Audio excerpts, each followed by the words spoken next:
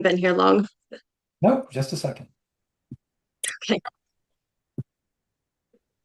All right. So we all just came back from lunch. So, all right, everybody. My name's Sheila, if you don't know me, and I'll be emceeing our session today. So I'm excited to introduce everybody, Sean Campbell. He has over 30 years of experience in HR and organizational management, um, having served as a Brigadier General in the Air Force and a Harvard Kennedy School Fellow. He uses his background to help provide leadership, coaching, and training through victory strategies. And he's also an executive partner at Gartner, where he provides data driven insights to help leaders make smarter decisions. I personally knew him as the former Air Force Director of Manpower and Organization. So it is really weird to call him Sean.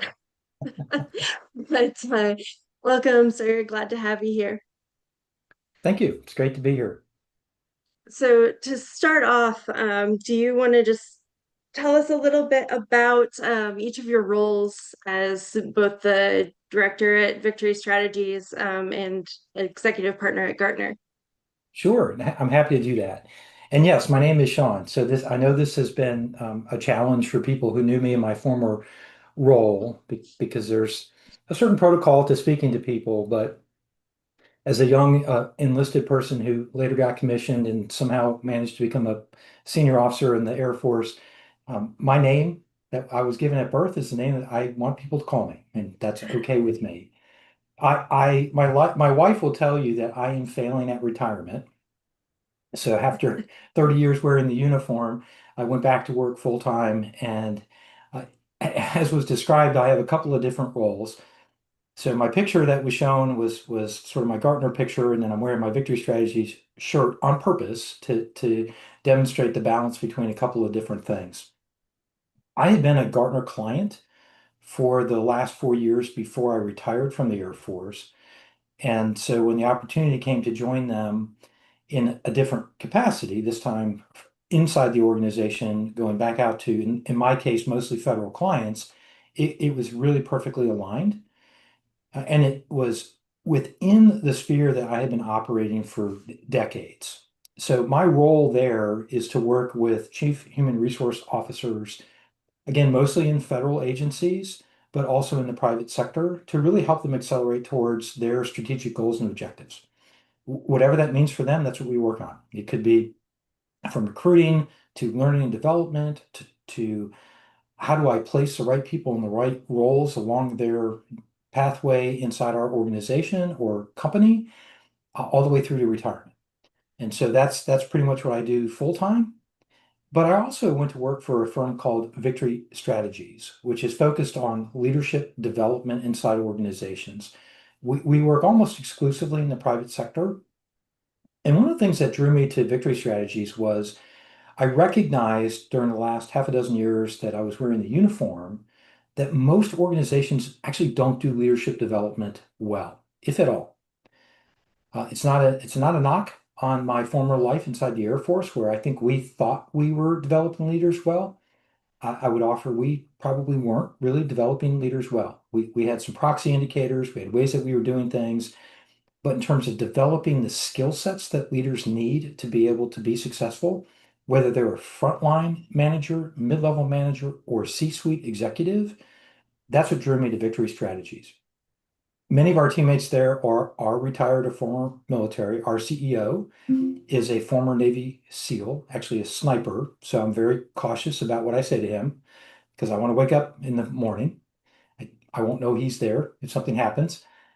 And but what he put together was a really amazing team of former military, former Fortune 500 company executives, former Olympian athletes and Olympic coaches, and owners of small businesses, family-owned businesses that have been very successful for decades. So it was this really neat consortium of people who have all come together from these various walks of life to focus on leadership development inside organizations, where we do executive leadership coaching, we do keynoting, we do a lot of on-site workshop work. I spend most of my time workshop work and executive coaching. So as I bring this to a close, because I really want to engage in a dialogue here, is I'm just finding ways where I can be helpful to clients in a variety of different roles and responsibilities. And for me, as a former military person, for military members who are transitioning into the private sector, my goodness, there's an amazing amount of opportunities for men and women who've come from that path, or for anyone who's willing to just lean in and learn and do something different. That's a really interesting thought on the leadership development in the Air Force. I think a lot of us have had that thought at some point, um, but we don't say it out loud very much. Um, Well, so I let have me a few. Go ahead. no, let me press in on that point for a moment because I thought a lot about this, and I know you and I have spent time together in the manpower organization resources area where you got to hear from me regularly what I was actually thinking. That was completely unfiltered, those messages that I was sending out to the community. And what I learned was this. We believed that if we sent you to a 6-week course, we taught you to be a leader. Or if you had successfully navigated a what we considered a leadership position, you were now a leader. What we never actually did was go back and quantitatively analyze whether or not the effectiveness of that person was realized. And how do you measure that? It's not about an enlisted performance report, an officer performance report, or a civilian report for that matter. It's what are we actually measuring to ensure that this human has become a better leader and not just successfully navigated a position. Now, I'll say this and I'll pause because I told my 3-star boss, two of them actually, that very same thing, that I don't think we're developing leaders. We are developing curriculum that people pass and we accept them as leaders without recognizing whether or not they can actually lead people out of a parking lot. That's a different way of thinking. And so that's a lot of what I do both at Gartner and Victory Strategies. So I have a few questions in the queue to throw at you, but if Fire away. anybody else has questions, just throw up your virtual hand in the Zoom and we'll call on you. So my next question was going to be, what's a leadership lesson you learned in your time in the Air Force that you now apply in your civilian work? But it actually might be, it's up to you how you want to answer it, but it might be better based on what you just said to flip that into what's something you wish you learned or had an opportunity to do in leadership in the Air Force that you see being valuable in the civilian world. It's really an interesting question. And for me, what I wish I had understood early in my career was that there's this idea of what's called moments that matter. And here what I mean is leaders can be very transactional. So we have a goal, we have an objective, we have something we need to accomplish. Let's just focus on doing that. But sometimes what we miss is are we really engaged with the men and women around us? Are we thoughtful? Are we thankful? Do we understand the scenario? And then when those teammates around us deliver on whatever that thing is that we're trying to accomplish, do we come back and say thank you? And and there's a great note I just saw in there, especially senior leadership. Yes. Let me give you a situation. When I was a young person in the Air Force, my most important senior mentor, who's still a mentor today, he and I had a first conversation in 1999. That makes me a little dated for people, but he's still a mentor today, all of these years later. So, here we are, 26 years later, we're still connected. And he taught me about this idea about moments that matter. At the time, he was a 2-star civilian equivalent, retired as a 3-star equivalent civilian. But he impressed this upon me. Be a prolific writer. Send thank you notes. handwritten notes, not just a quick email or a text or, a chat or something like that, but an actual note physically on a piece of paper. Be about doing that. And so for many, many years, I developed that way of doing business, and I called it babies, birthdays, and big deals. Because what I wanted to know in organizations where I was leading was someone's having a child, let me know. And when that child's born, tell me their name, give me the particulars. 19 and a half inches long, 8 pounds, full head of hair. So that I could write a note about those sort of things in context to the person. Birthdays, it's your birthday, I'm going to send you a birthday card. Now, I could not do that for everybody inside some of the organizations I led because they were many thousands of people large. But to the extent that I could, and sometimes I got into the hundreds of people, I sent birthday notes, just a handwritten birthday note. And then big deals. If somebody had finished something really important in their life, a milestone, became a college graduate, or finished a certification of some sort, or had a child that became an Eagle Scout or something along those lines, I wrote them a note. So when I was a wing commander, which was at the Air Force Academy, I wrote thousands of notes in the 2 years that I was there. And I was happy to do that because people had done that for me. And that was so important to recognize moments that matter as a leader. And this is what I know is missing in corporate America and also in the federal space. How few people take the time to do that. It takes time. I wouldn't suggest because some nights I came home, had dinner with the family, and then I had dozens of notes in front of me that I need to finish writing. But taking the time to do that, it drew enormous opportunities for people. I'll give you a quick story and then I'll pause for the next question. When I left the Air Force Academy and went back to the Pentagon for what would be my last tour of duty there, as I often say, I spent 3 incarcerations in the Pentagon and I was paroled 3 times. So I'm super happy about that. But I spent 10 of my 30 years in uniform in the Pentagon over 3 different assignments. And I got an email from a person's name, from a name that I did not recognize. She explained that we worked at the Air Force Academy together, and she heard me say to you, you can do anything that you set your mind to, and I'm here to support you. So this is a couple of years after I'd left the academy, and she told me that just because I encouraged her in a commander's call, so this big forum where everybody's in the room, to do that, she went back to school, got her bachelor's degree, her master's degree, and went to work for the Federal Bureau of Investigations, which was her dream. Now, I openly say, I don't know that I could pick her out of a face, in the crowd, but just because I encouraged her and had engaged her right where she was, that was a moment that mattered. And so I take that away. I share this with lots of leaders with whom I work. Be engaged in your people. If you're only focused on the mission and not on the humans inside your organization, you are not going to be successful as a leader. I don't know if you can see all the hand claps and I hearts see a that lot of are that. coming up on the reactions. I love it. Love that. Thank you for sharing that. It looks like we've got a hand up. Michaela, do you want to go ahead? Please, yeah, dive in. Yes. Hi, Sean.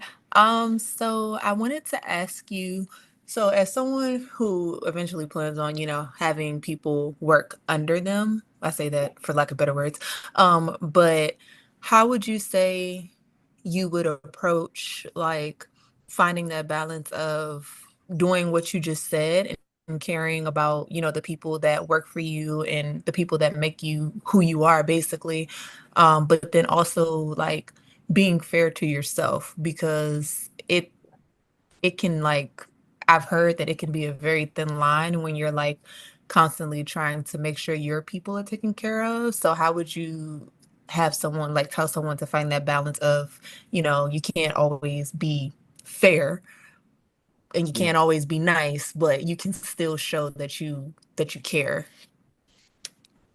Michaela, thank you. This is a great question. And so I want to be clear because I don't want anyone here to think, oh my gosh, this person had it totally figured out. forever and a day. I did not.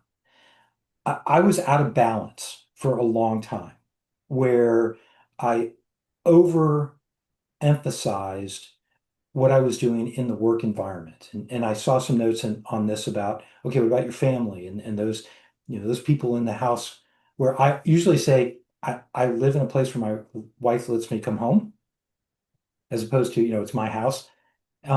But here's what I recognized is you have to set parameters and be deliberate about that. You can't be on 24/7. That's a fallacy. You could spend every week waking moment trying to lead your teams and be engaged with every detail. It's not practical.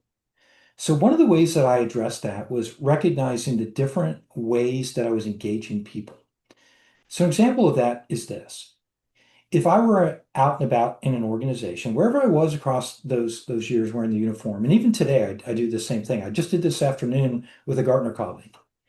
Instead of saying, "How are you doing?" which is transactional, right? That gives an idea that I'm interested in what you have to say. It's really more of it's a cordiality. It's me just, engaging you. I'm saying the things that typically we'd say when we meet people. What if I did it this way? What if I said, "What's been the best part of your day today?" That generates a different conversation because the decision that that person I'm engaging with is making isn't, "I'm good, I'm great, hasn't been a great day." And then there's no follow-up. But if I say, "What's been the best part of your day?" and they tell me, "Well, this morning, this thing happened to me, or I had this opportunity." Now we've generated a very different discussion point. And I learned over time, this is called in psychology and behavioral science, positive inquiry, where I'm trying to get a little bit more in that conversation with you. And what that does is in just a few seconds, it opens a doorway that that person knows I'm asking something more interesting than that perfunctory, "Hey, how's it going today?" And so I worked very deliberately for a number of years to change that lexicon, the way that I engaged people, to have those kinds of conversations. That was a way for me to engage people without having to dive into a 30-minute conversation. Not that I was opposed to that if I could do it, but it just opened a framework that helped that human know that I was more interested in them as a leader inside an organization. And then the second thing that I learned a little bit later in my career that I wish I would have was this idea of setting boundaries. I did not set boundaries for many years. And that meant I spent far and away more time focused on the job and what I was doing in uniform than being at home and being present. So I'd come home exhausted. And, my kids wanted me to go kick the soccer ball around with them, throw the baseball, just engage with them, read them a story, that sort of thing. So I wanted to be less about going through the motions, but actually being present for them. And so my wife helped me understand you need to set these boundaries. And so she and I worked together and created what I call operating inside the sevens. And what that means for me, and I still do this now, is before 7 a.m. and after 7 p.m., work, you can't find me.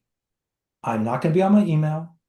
Now I'm not going to be on Teams or Zoom or Google Meets or what have you. I'm not going to be looking at my texts, my chats. I'm not doing any of that stuff. If you want to find me, you have to find me outside of those parameters. So from 7 a.m. to 7 p.m., you can find me. Later than that, and I shared this with my last several bosses in the Air Force and my current bosses, both at Victory Strategies and Gartner, why I still operate this way. If you need me, because sometimes something is happening, it's a pressing issue that needs to be addressed, you need to call me. And if you are in my cell phone address book, that means you're important and I will pick up. Otherwise, you will not hear from me again until I'm back inside the sevens between 7 a.m. and 7 p.m. And so it was a way for me to be able to say, I can separate my professional and my private life in a way that I'm focused and present in my professional life, but I'm also focused and present in my personal life.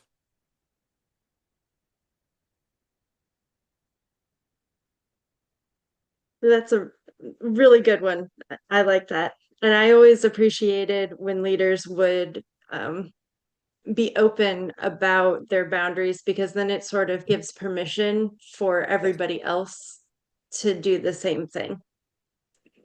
And a quick note on that as we go to the next question is, I think there's this idea that balance can be achieved. I don't think that's true. I think what you have is harmony. And here's what I mean by that. So let's say it's Monday. You have a full day from sunup to sundown, and you're just going, you're doing the work, you're engaged, you're doing everything you need to do. But Tuesday at 2 o'clock in the afternoon, you're done. Everything that you needed to have accomplished is accomplished. All your meetings are satisfied for the day, and your son, daughter, husband, wife, significant other, parent, grandparent, whatever the right relationship is there, has a play, a music program, needs you to go to a doctor's appointment with them, whatever it is, give yourself permission to go. So you're trying to harmonize between those two spheres. Now, that sounds amazing, right? I realize it's harder to do in execution than just saying it. And it also requires that the people for whom we work with and for are amenable to those sorts of things. But what I discovered was, as I shared that with people that I work with and for, that hey, I got this, but I can't do that tomorrow afternoon because my son, who's a music education major, has a master's in music, is now a teacher. He has a performance at 2 o'clock in the afternoon, and I'm not going to miss it. My schedule allows me to go. I'm going to go, and my perspective and respective employees more often than not were actually okay with that because I had the willingness to voice. I'm trying to harmonize these parts of my life and not just be always about whatever I'm doing inside this organization that pays me to do work. Shaquan, do you have something? Yes, I do. First, I want to thank you, Sean, for coming out and speaking to us. Like, this is I think most of the chat is just sitting back and just taking everything you're saying in because it's like a lot of like very like reflective of our entire careers and family and such. So, what Mhm. my question is how are you able to find like your niche after 30 years in the military? Like, that's beautiful. How are you able to identify like, wow, I see this problem and said, since this is a problem, this is the direction I want to go into. Wow, very insightful. I had the blessing, and I know this is not the same for everybody that separates or retires from the military or moves from one private sector opportunity to another. As I was retiring, because I had been a client at Gartner, they knew I was retiring. They reached out to me and said, "Listen, we would like for you to come join our formation and participate in this role where you're working with executives. How does that sound?" And so I went to have lunch with my current boss. He lives in the DC area, which I was in the Pentagon for my last assignment. So we went and had lunch. And he just asked me a number of good questions. I said, "Listen, here's what I really am interested in doing. I just want to help people succeed. Like that's where I want to be. I've had this unbelievable, amazing career. Young man, I enlisted in the Air Force so I could finish paying for college. Somehow it wound up being 3 decades later. I came out the other end of this thing. I have no interest in climbing another ladder through some corporate process. Really, what I want to do is just be helpful to people. And if that fits with this organization, let's have a conversation. I want to do that. So for me, it really worked out wonderfully. I call it a blessing because I didn't have to think too hard in terms of what company do I want to go to. Again, because I had worked with Gartner for many years before I retired. And so I knew the company. I felt good about what they did, how they deliver for clients. I wanted to be a part of that. So that's why I stayed in the Air Force for so long, because the mission was important to me. And I wanted to be in a place where I felt like I was valued and value added. And so Gartner has done that for me. And going on nearly 2 years since I hung up the uniform and went to work for them. And same thing with Victory Strategies. I loved the culture. This idea that we could help people become the best version of themselves. Those two things really matter to me. Helping people succeed and helping people become the best versions of themselves. I'm all in. And so that really was an easy walk for me. But what I would offer is make sure wherever you're gonna go, the mission matters to you. And secondly, the culture of the organization supports who you are and what you want to be. And if you do that, you'll be successful every day. Now, there are days that I work really hard, but there are some days like today where I've met with a number of clients. I'm having this amazing engagement with all of you. Man, today's been amazing. It's been easy. I, I'm happy to get out of bed and go do that because, again, the culture fits. And I think I'm trying to help people. And if I offer one little thing that somebody takes away from any interaction with me that's useful, helpful, thoughtful, I've won. And so I'm good. Thank you so much. Like again, I think the chat right now is just sitting back and just it's just very beautiful. Everything that you're saying is it's like coming to us bit by bit, and we really appreciate you coming out and speaking to us. Thank you so much, Sean. You bet. Thank you. Michael, you've had your hand up for a minute. Go ahead. Yeah, Sean, I just want to say thank you because especially with what you've done throughout your time in the military and just looking at some of um, the stuff that you've done on your LinkedIn profile, Mhm. but even more like through what you're posting, like you're giving back and you're giving content and like not, I mean, from my perspective, um, it's yeah, it's you're building like your own like personal brand, but like uh it's not like there's strings attached. Like here's this, but if you really want to know, then give me your email address and your mom's maiden name. Um Right. but seeing what you're putting out there, like it's like you're giving back and what you're saying with wanting to deliver to veterans and others that it really shows through like it y- you can see the track record through the evolution from when you came out of the military and really took hold of that. The question I want to ask, just Mhm. because of like seeing like your history and all that, you make a solid point on setting the boundaries, where from what I can gather, um, having that established with your leadership, um, not only makes it clear that hey, these are these hours, but it allows for the non routine things that may come up that leadership may say, hey, I know you've got these boundaries. However, would it be okay to schedule this time during that time because of this? And having that flexibility really means a lot. But the way you said, like, my son's got this, this, and this. Is there anything against just saying I've got, a uh, prearranged engagement during that time, during those boundaries that I am not available? No, there's nothing wrong with saying I have some pre-scheduled event. There is that adage, right? TMI.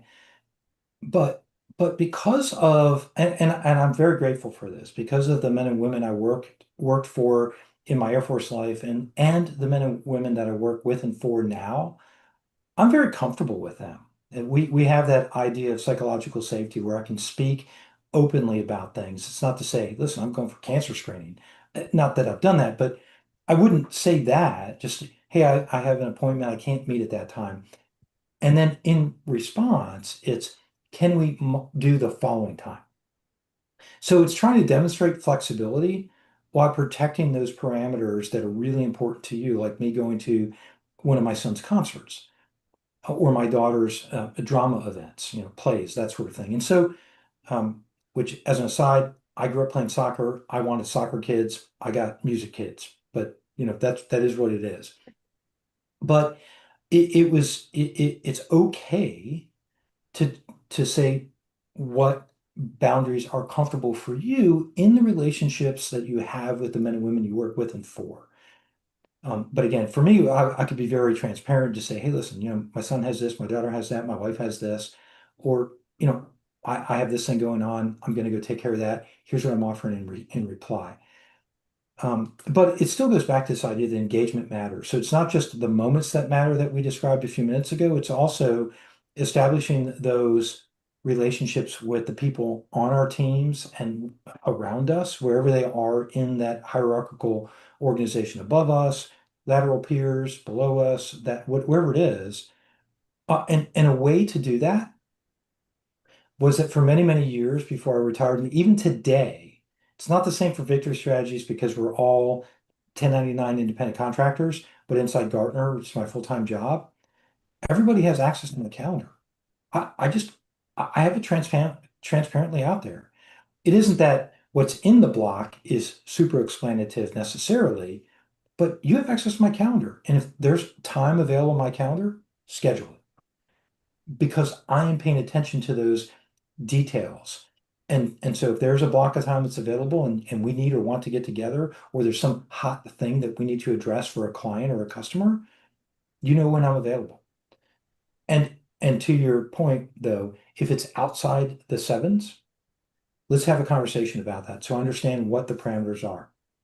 As case in point, last week I was crashing hard on working to do an on-site facilitated strategic workshop for a client in Washington, D.C. I live in the Virginia Beach, Norfolk area now, so I need to drive up there to do that.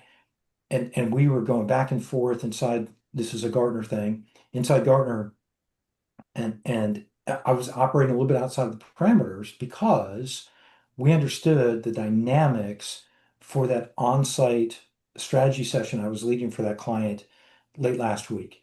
And so that's an example of, hey, listen, I'm gonna not be available in these couple of hours in the early evening. But if we want to get together at 7:30 p.m. for a quick check-in on this thing for tomorrow morning, I'm ready for it.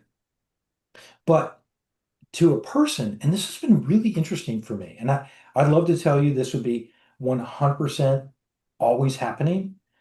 But what's really interesting when I set boundaries and just had that conversation, it wasn't like this. I didn't say, you will not outside of the sevens. It was, these are the ways that I prefer to operate because it helps me be the very best between my personal and professional lives.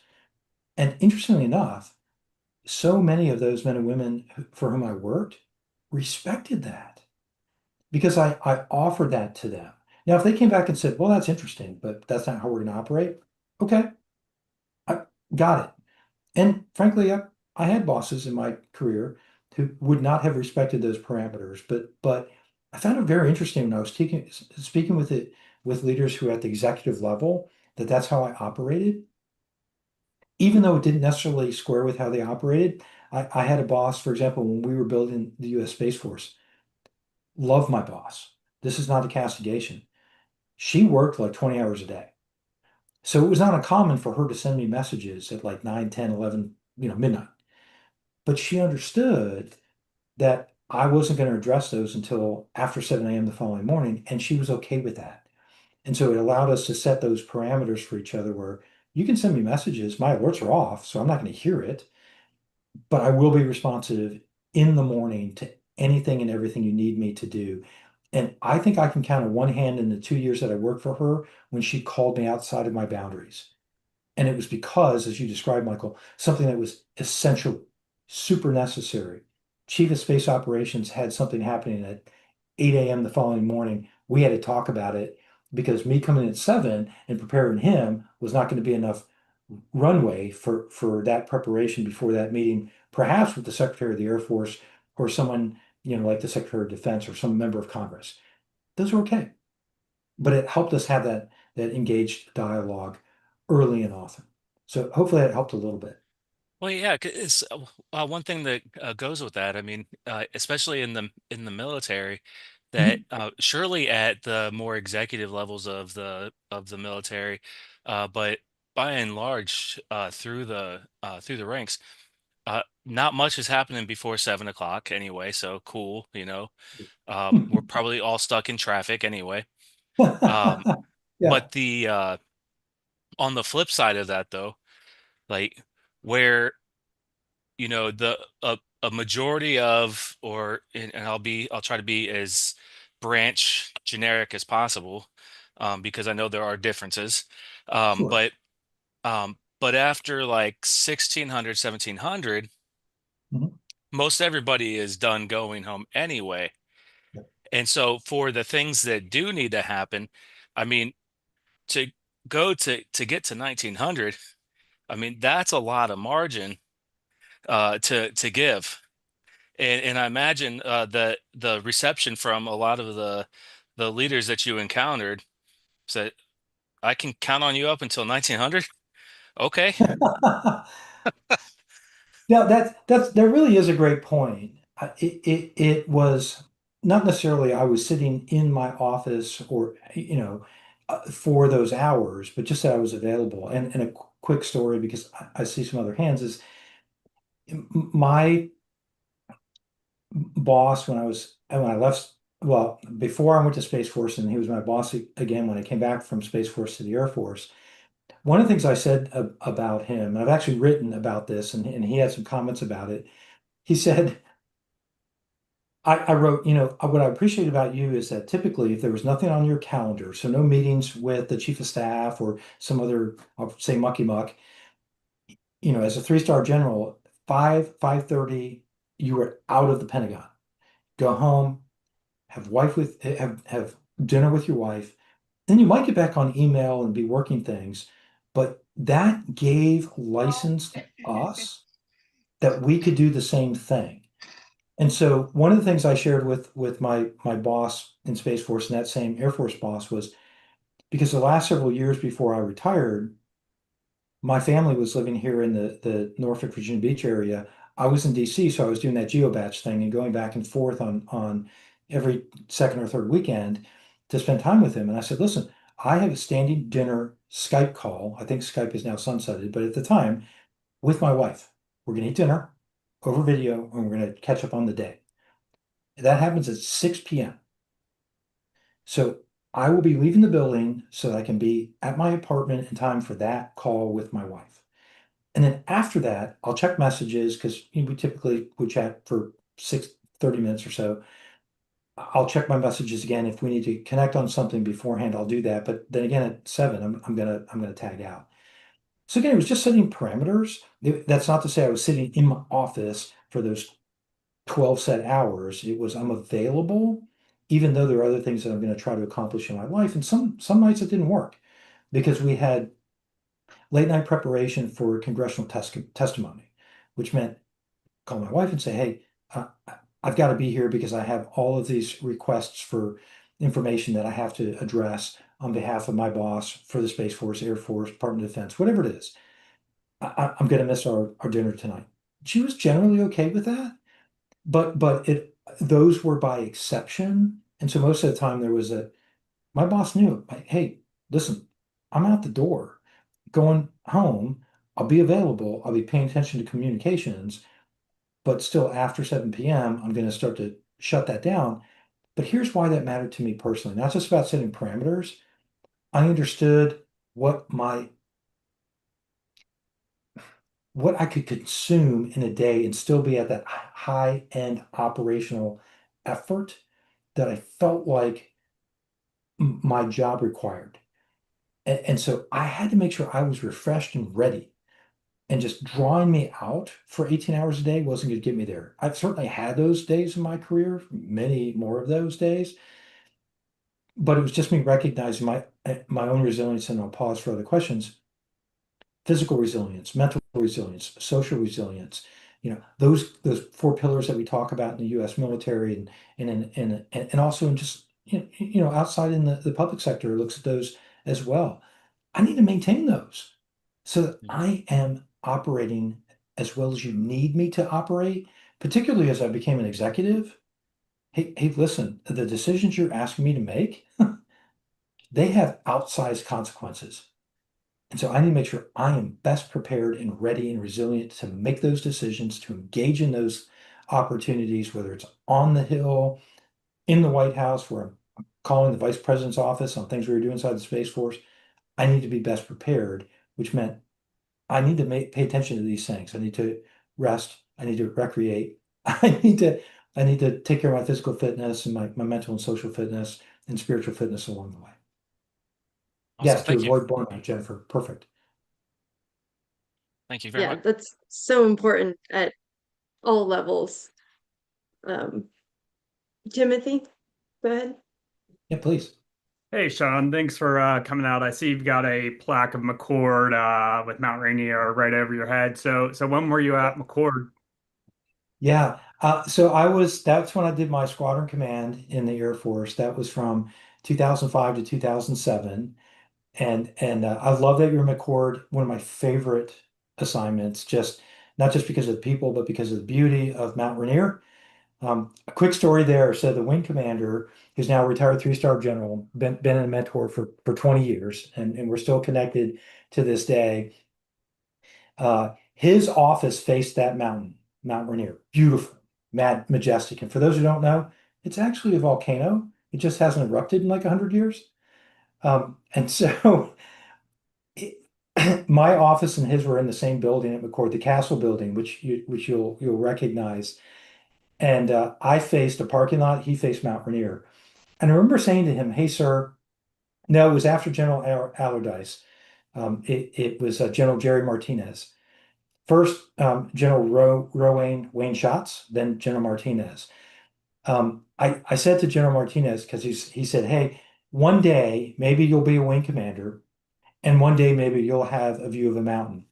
And so when I got to the Air Force Academy as the wing commander, I mean, I obviously had a mountain behind me, and I sent him a message. I said, "Hey, sir, I finally had my mountain view.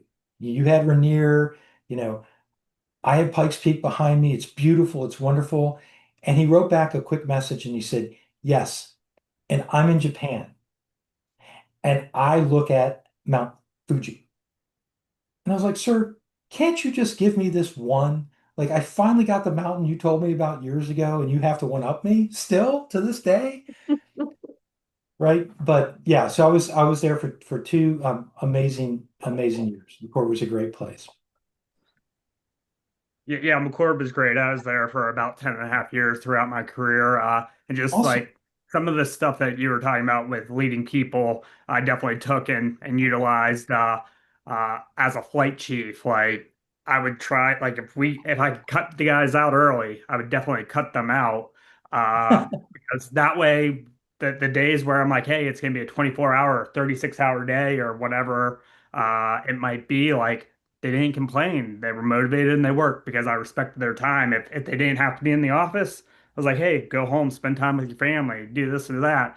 But when the time comes where we have to work, we're going to work. Right. So I think that's a great thing because everyone can kind of understand that as long as you set the boundaries and don't abuse it. So I Right. appreciate everything that you've told us and some great lessons learned. Hey, three quick stories because I see it in the chat. So General Allardyce was not the wing commander, as I mentioned when I was there. I did work with him at U.S. Central Command when he was a two-star general. Obviously, he went on to become a three-star later. General Schatz hired me to become a squadron commander. General Schatz and I are still connected to this day. He was at my promotion to '06. He was at my promotion to '07. He was at my retirement ceremony.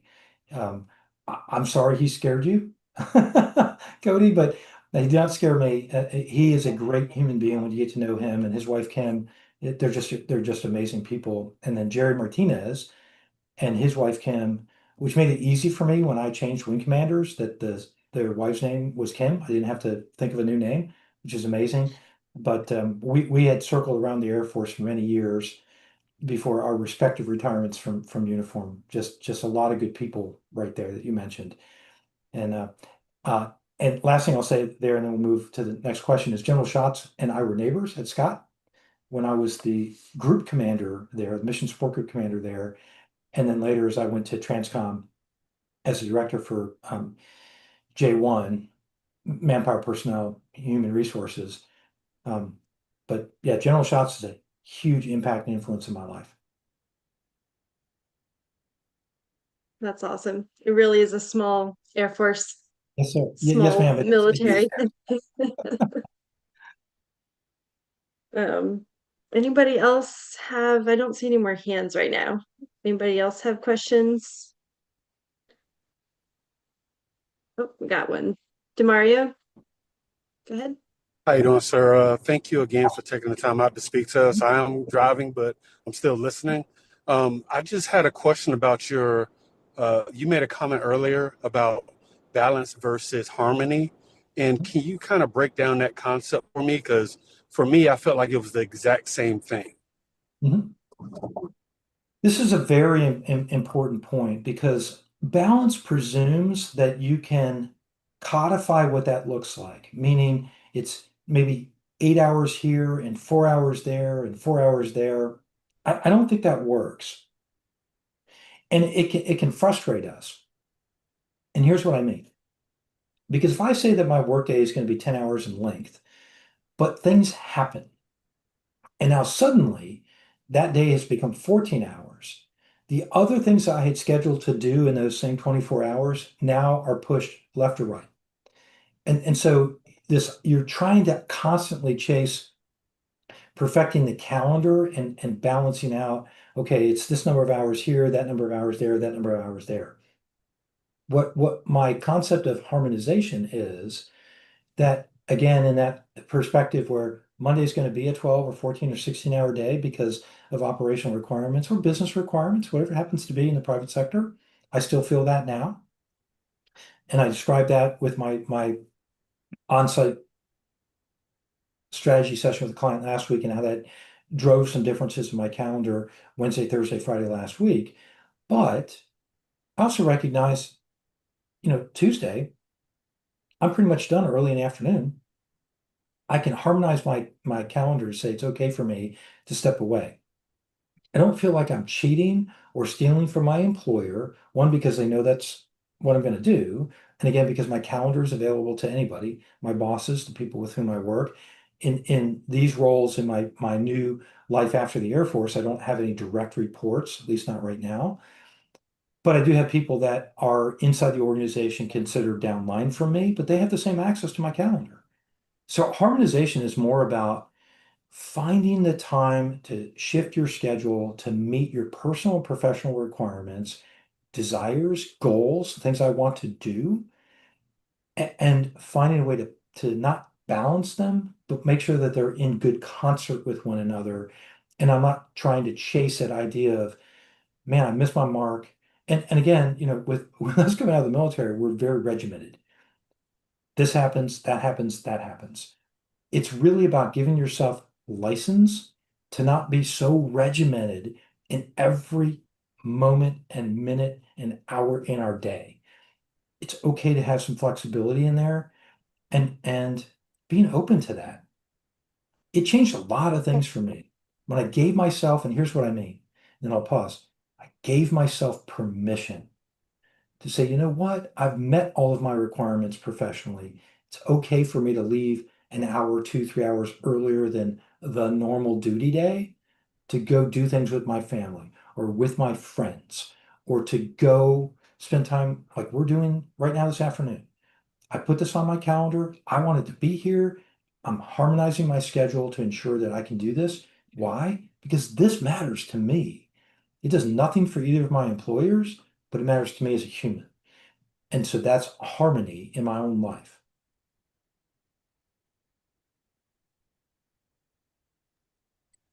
Thank you so much. You're welcome. That was an amazing explanation. Thank you. Mhm. Kenneth, go ahead. Hey, thank you again, Sean, for having this conversation with us. Honestly, it's a breath of fresh air. This is my last week in Skillbridge, so Oh, I feel very privileged to hear from you today because the things that you're talking about really are, working on those heartstrings for me.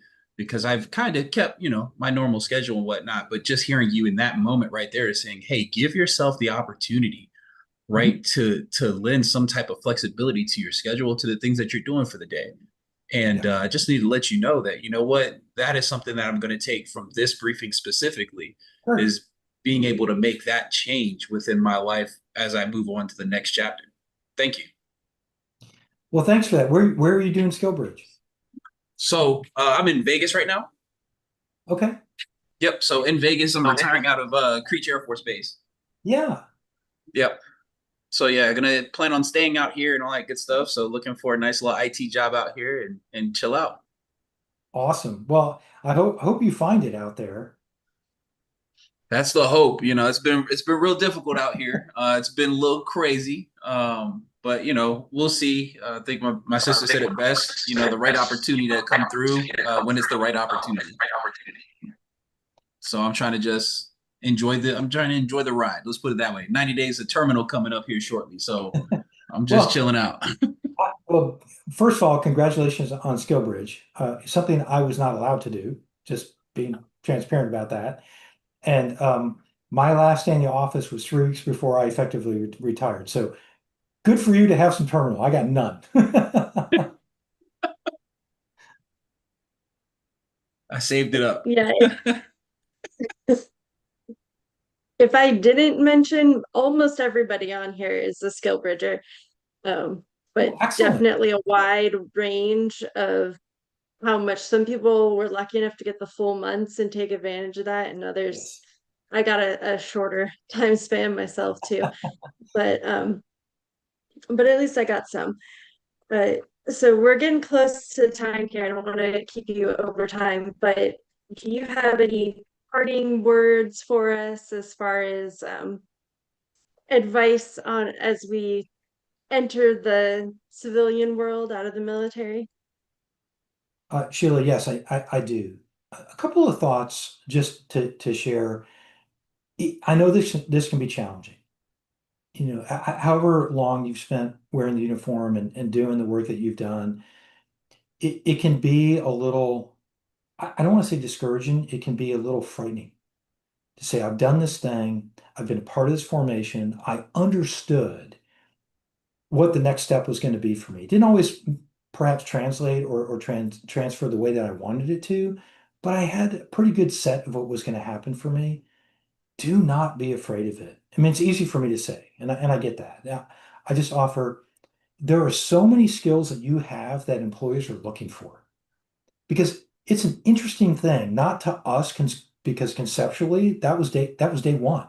Show up on time, work hard, don't quit, do the best you can, lean in, learn, listen, do your mission. There aren't a whole lot of people necessarily in the private sector in particular that follow that same sort of rule set. So that already sets you apart. Because what most employers know about men and women who have worn the uniform is exactly everything I just described. I know I can count on you. Integrity matters to you. You believe in excellent work. You believe that you're a lifelong learner, that you want to continue to learn and lean in and be better tomorrow than you were today. Those are things you can't teach people. You can encourage people, but they either have that or they don't, and all of you have that. So be encouraged by that experience. Number two is, if you haven't already worked with people to help you translate the things that you did in uniform to what you want to do in that next role or responsibility, find somebody that can help you translate that. It's not easy, as some of you have already discovered, but for those who are doing SkillBridge, that's a great transitory opportunity to learn those things, learn the language that translates to the private sector. And frankly, it doesn't matter what you've done in the military, it translates somewhere to private sector. It's just finding the way to share that language in a way that private sector employer understands. And then the third thing is that I would just offer is, reach out to me. I'm there on LinkedIn. You can find me, like Sheila found me out there, and just connect with me. I can't promise I can help everybody find a job, but I'm interested in you. I will connect with you. If I can review a resume, if I can offer some thoughts, connect with me so I can help you through that transition. And here's why that matters to me. One, because you matter to me for the service that you gave, but number two, because somebody did that for me. And it made a huge amount of difference in my life. I mentioned General Schatz earlier. That is a guy who poured into me for a long time. And so when I was leaving and retiring, I mean, he did the same for me. So I just offer that to you. Reach out, let's connect. And if I can be of help going forward, let me know. I think you're about to get about 530 or so new LinkedIn requests today. I did drop your link in the chat. I can drop it as I I'll missed work it. through it. Just remind me that we were connected this afternoon because I get a lot of requests, as you can imagine, and a bunch of which I ignore. Usually because it's somebody from China, but that's a different thing. It's not you. All right. Well, we are about at time. Thank you so much for being here today, Sean. We really appreciate hearing from you. My pleasure, Sheila. Thanks for making the connection. Good luck to everyone.